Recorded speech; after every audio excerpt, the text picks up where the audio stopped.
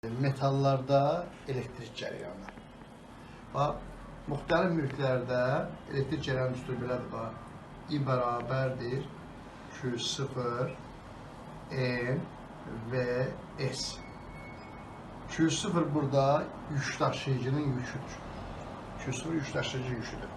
Məsələn, metallarda yük daşıyıcılar sərbəst elektronlardır. Metallarda yük daşıyıcılar elektronlardır.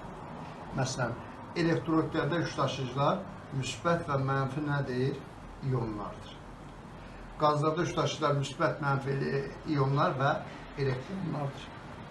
Yarımçəçikdə yük daşıyıcılar elektronlar və deşiklərdir. Bu Q0 həmin yük daşıyıcının yüküdür. N yük daşıyıcıların konsentrasiyasıdır. Yəni, vahid həcmdəki yük daşıyıcıların sayıdır. Və yük daşıyıcıların nizamlı hərəkət sürətidir. Buna nizamlı hərəkət sürəti deyirlər və yaxud istiqamətlənmiş hərəkət sürəti deyirlər. Və yük daşıyıcılar nizamlı və yaxud istiqamətlənmiş hərəkət sürəti deyirlər. S, deməli, cəryanın keçdiyi hissənin en kəsiyinin sahəsidir.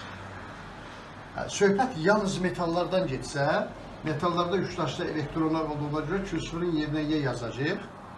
Onda belə olacaq. Bax, I bərabərdir Y, N və S. Bəzilər uşaqlar bunu belə yazırlar. Bax, sevin yazırlar. Sevin. N elektronların konsentrasiyasıdır və elektronların nizamlı hərəkət sürətidir. Y elektronun yüküdür. Elementar yükdür.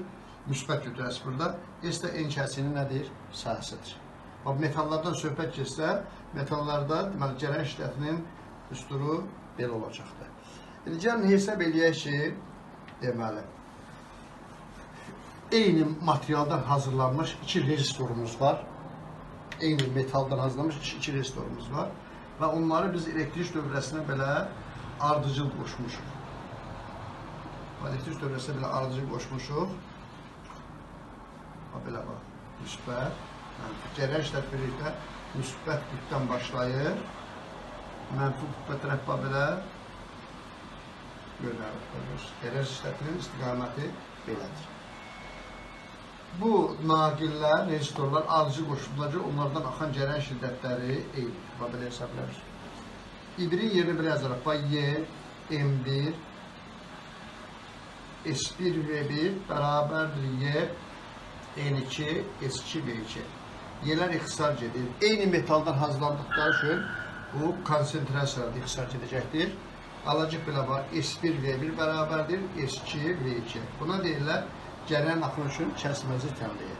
Əgər naqilin en kəsiyi dairə formasında olsa, dairənin sahəsinin yerinə pi d kvadratı bölünsün 4 yaza bilərik. Burada bu en kəsiyinin, naqil en kəsiyinin diametri olacaq. Onu belə olacaq. Pi D1 kvadratı bölünsün 4V1 bərabərdir pi D2 kvadratı bölünsün 4V2.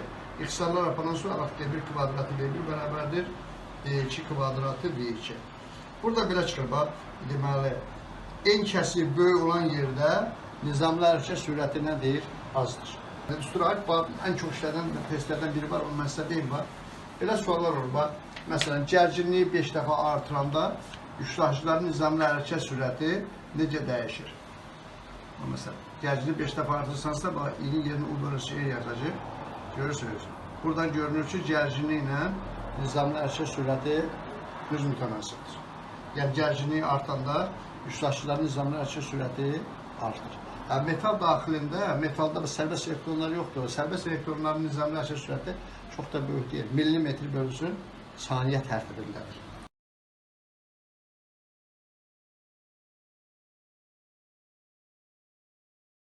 Metalların müqamətinin temperaturdan asılılığı. Metal niyə müqamətə malikdir?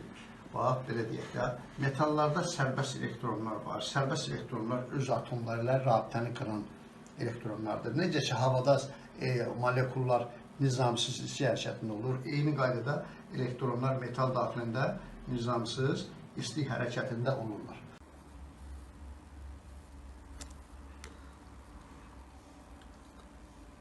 Bu qırmızılar kristal qəfəsinin düyünündəki iyonlardır, aks eləyirlər. Bu birisilər də elektronlardır. Nizamsız isti hərəkətində olurlar.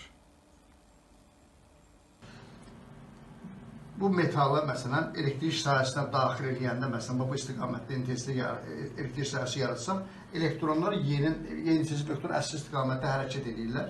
Bax belə hərəkət edəndə elektronlar buralarda gəlib rəqs edən qəfəstin müsbət iyonları belə rəqs edir belə. Bax rəqs edən bəzən olur ki, iyonlarla toqquşurlar. Bu səbəbdən elektron nəzərəsinə görə deyirlər ki, metal müqavimətə malikdir.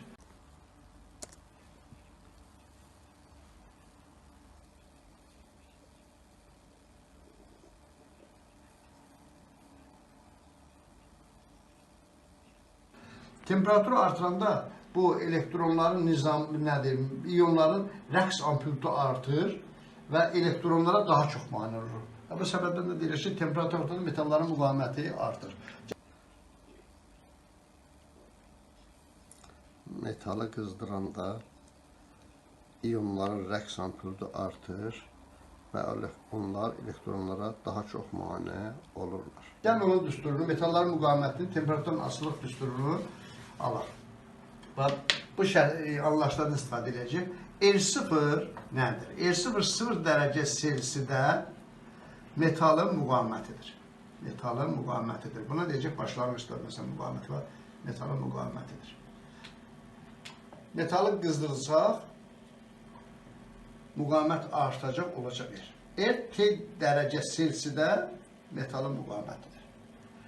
R-R0 müqavimətin mütləq dəyişməsidir. Bu vahidi olacaqdır 10. Mütləq dəyişmənin vahidi 10 olacaq. R-R0 bölünsün R0 metalın müqavimətinin nisbi dəyişməsidir. Sürətdə də vahidi 10'dur, məxrəcdə də vahidi 10'dur. Bu nisbi dəyişmənin vahidi nədir? Yoxdur.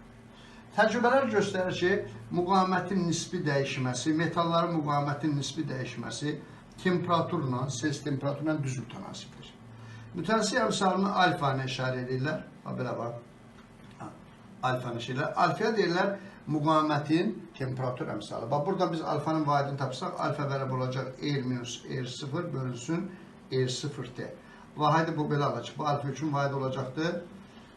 Ohm Kelvin alacaq. 1 bölünsün Kelvində. 1 bölünsün Kelvin və yaxud Kelvin üstü -1.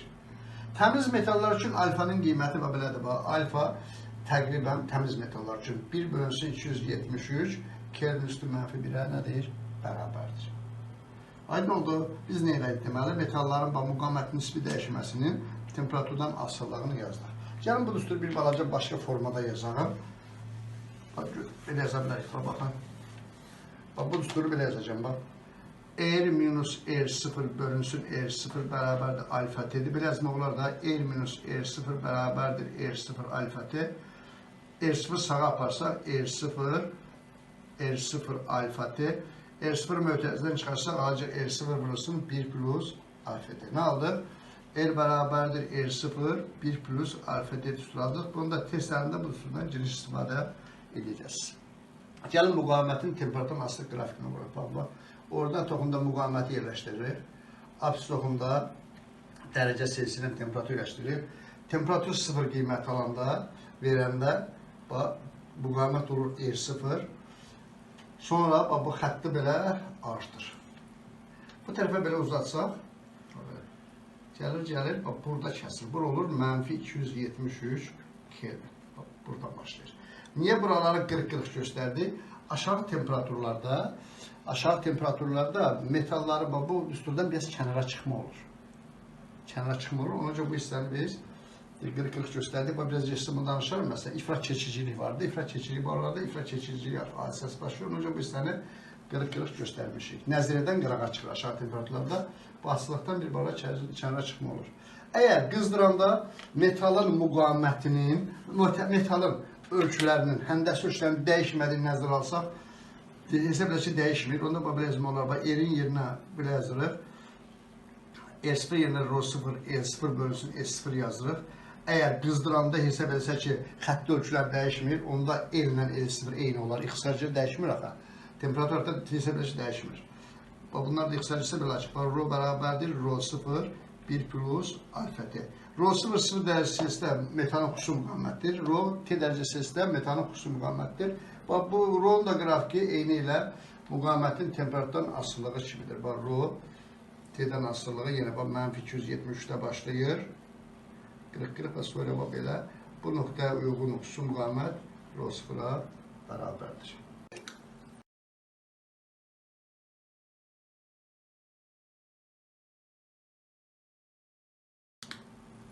Metalların müqaviməti, məsələn, civənin müqaviməti temperaturun asıllığını öyrənəndə, deməli, Kamernik Onnes adlı alim belə bir dənə asıllıq kəşf edib. Temperatur azaldanda metalın müqaviməti azalıb, müəyyən temperaturda civə üçün 4,1 Kelvində müqavimət sıçrayışla sıfıra düşübdür.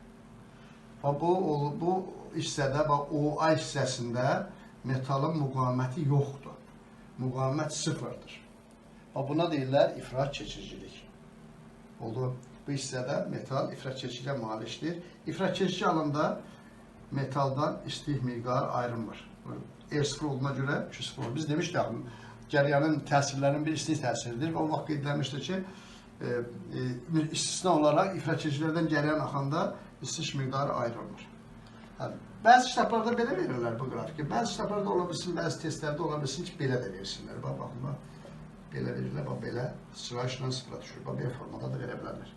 Temperatur azaldığında metalın müqaviməti azalır, müəyyən temperaturda sıçrayışla sıfıra düşür. Bu hadisə olur ifrat keçicilik.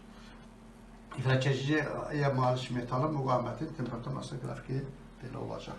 Deməli, qrafikin bu hissəsində müqavimət sıfıra bərabərdir. Buna deyirlər ifrat keçiricilik.